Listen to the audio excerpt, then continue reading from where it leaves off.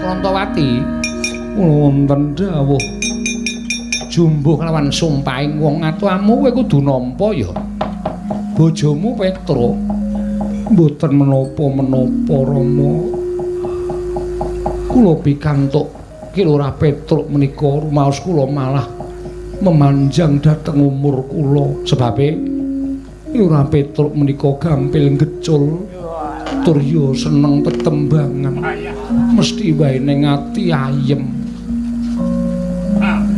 Ki Lurah Kang wetengku dicekeli Kang rasane piye Truk wis ngene urung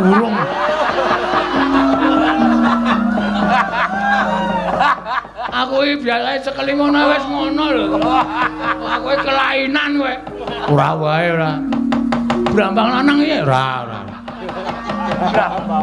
bawang kok brambang apa ora edan Petruk ketrima tenan apa ya Rantawati iki kok ya ora milih sing bagus apa piye hei ora ngawur kok njur apa-apa arep dipek apa-apa arep dipek Petruk piye nggih matur nuwun dipun paringi bebungah kados mekaten ya wis ora nang kene le do gocek-gocekan ngono ning mburi ana tuh neng mburi aku iki mantuku Ndorowati ki rek ya nggonamu.